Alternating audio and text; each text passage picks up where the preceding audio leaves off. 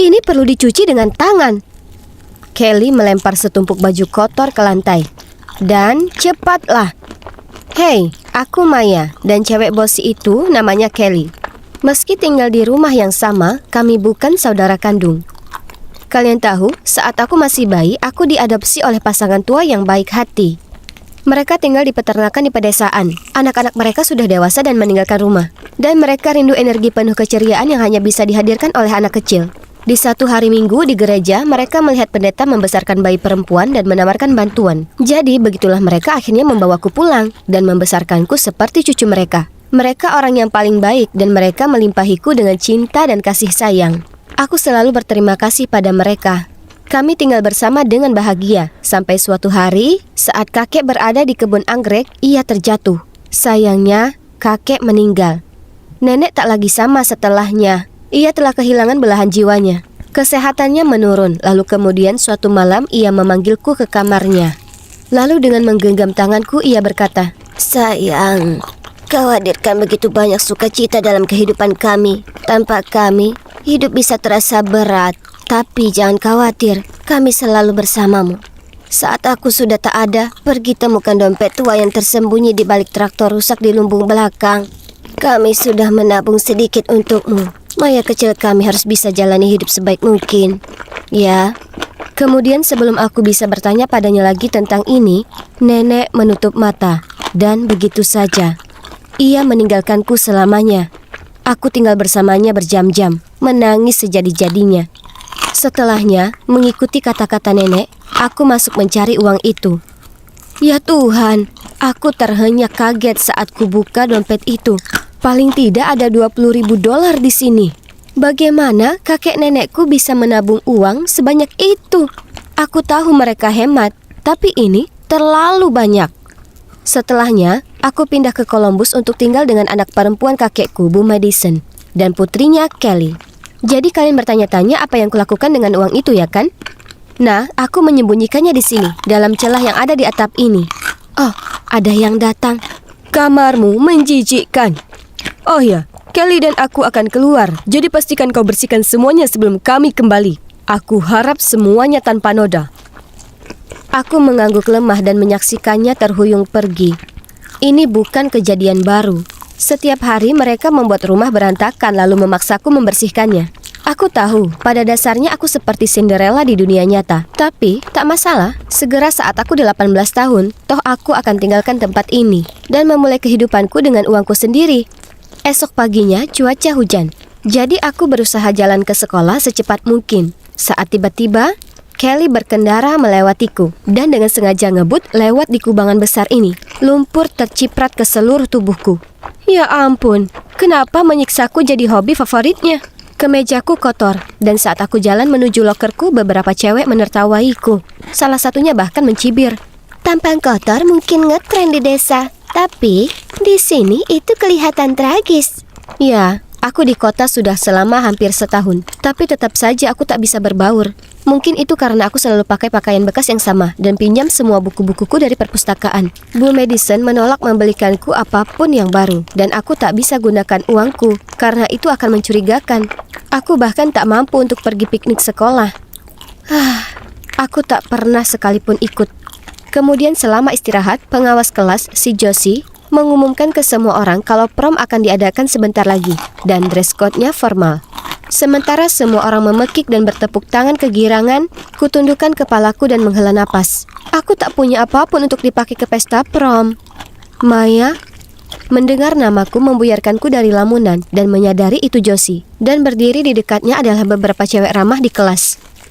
Kau harus datang ke prom kali ini. Kumohon. Kau tak pernah ikut kami di acara lain sebelumnya. Jangan khawatir, kami akan membantumu tampil spektakuler.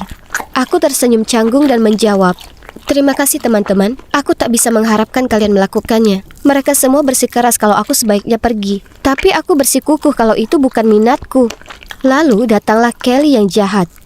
Maya itu tak pantas untuk acara seperti ini. Beraninya dia mengatakan itu. Maksudku, hanya karena aku bukan putri manja bukan berarti aku tak pantas untuk datang. Jadi, aku menoleh ke Josie dan tersenyum.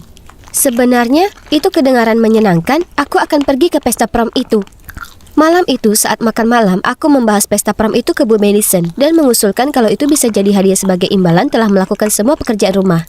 Dengan dingin ia berkata, "Kau tinggal di bawah atap rumahku gratis, dan sekarang kau berharap kulakukan pekerjaan rumah untukmu juga?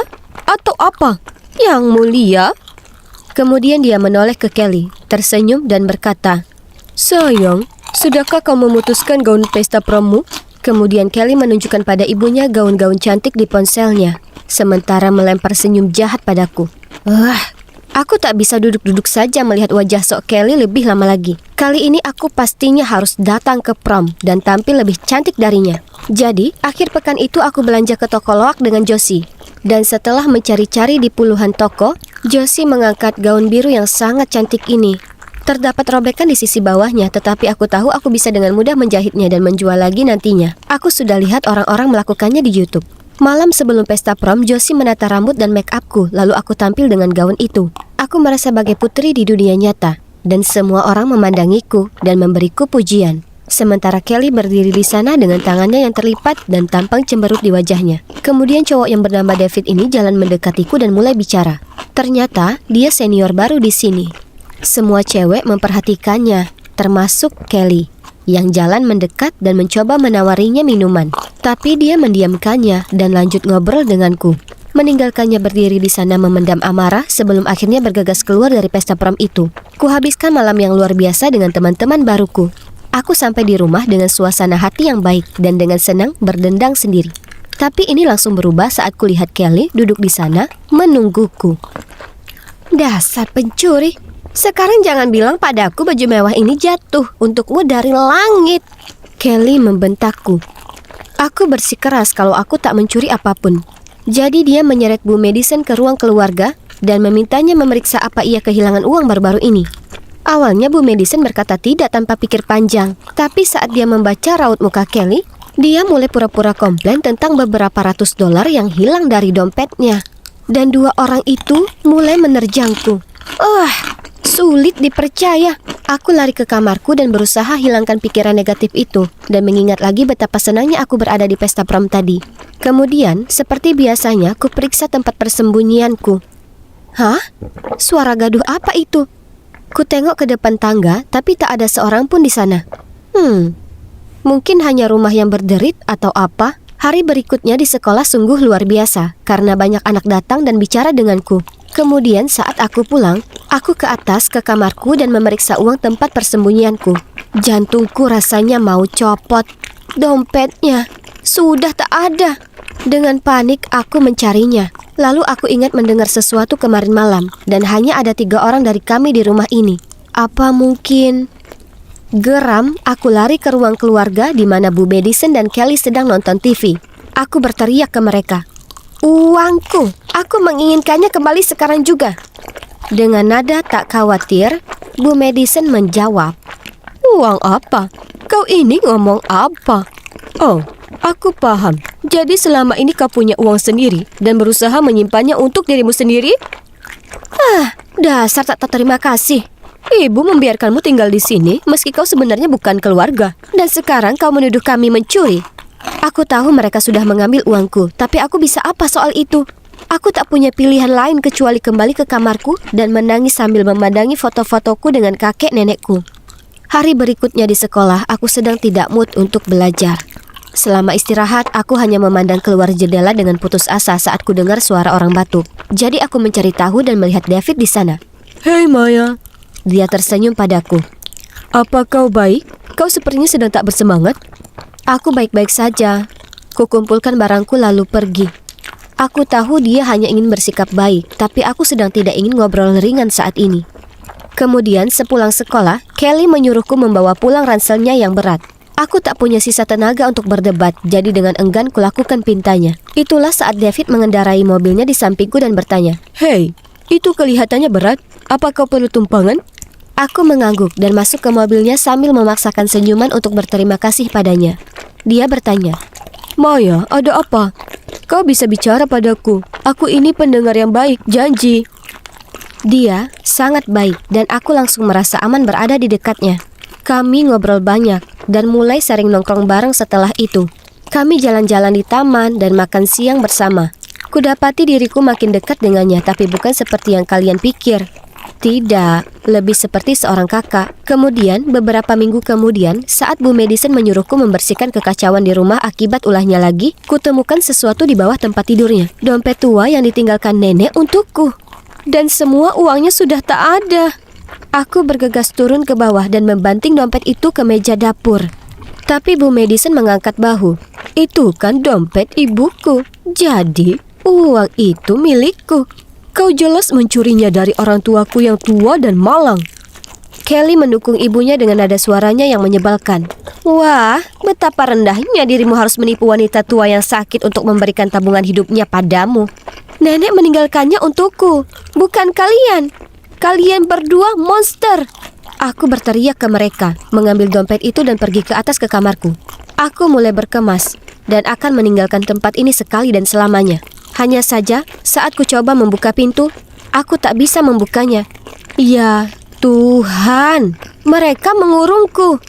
Parahnya, selama drama itu aku meninggalkan ponselku di bawah. Jadi aku bahkan tak bisa menelpon David untuk meminta bantuan. Hari berikutnya, Bu Madison membiarkanku keluar. Tapi dengan syarat kulakukan semua pekerjaan rumah.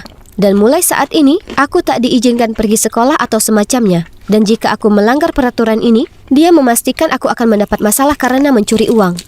Jadi, itulah yang terjadi. Aku tak punya pilihan. Mereka mengikatku. Suatu siang, aku sedang di luar menyirami tanaman saat Bu Madison berteriak dari ruang keluarga.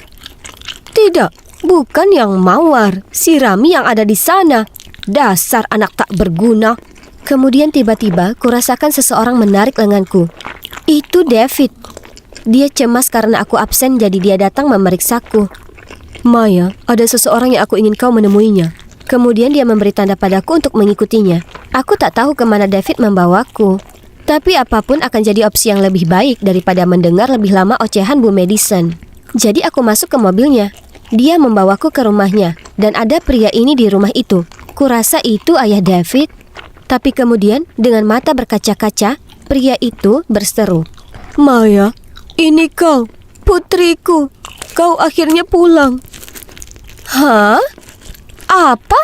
Jadi, setelah aku duduk dan meneguk air untuk menyiapkan diri atas apapun yang akan terjadi, mereka berdua memberitahuku bagaimana di saat aku bayi, ibuku sakit lalu meninggal. Ayahku susah payah merawatku dan kakakku, jadi ia memberikanku kepada seorang pendeta. Akhirnya, ayah berhasil membalikkan nasibnya dan mengetahui aku sudah diadopsi oleh pasangan lansia. Ia mulai mengirim uang pada mereka untuk membantu mereka membesarkanku. Kemudian, saat ia datang untuk mencariku, aku sudah tak ada di sana. Ia akhirnya tahu aku tinggal dengan anak perempuan dari pasangan lansia di Columbus. Jadi, ia pindah ke kota ini dengan harapan menemukanku. Sebuah kebetulan, akhirnya David masuk ke sekolah yang sama denganku. David mengatakan kalau pertama kalinya dia melihatku, dia langsung merasakan ikatan yang aneh. Dan betapa luar biasa, firasatnya ternyata benar. Karena segera semua jadi jelas kalau aku ini saudara perempuannya yang hilang. Wah, ini begitu sulit untuk dipahami. Tapi ini merupakan berita yang sangat luar biasa. Aku meninggalkan rumah Bu Madison setelah itu. Tentu saja, lalu pindah dengan ayah dan kakakku. Dan untuk pertama kalinya, sejak aku kehilangan kakek nenekku, diriku merasa benar-benar bahagia lagi. Sekarang, kalian mungkin bertanya-tanya, apa kabarnya Bu Madison dan Kelly? Nah, aku jalan lewat rumah mereka beberapa hari lalu dan melihat tanda dijual di halamannya.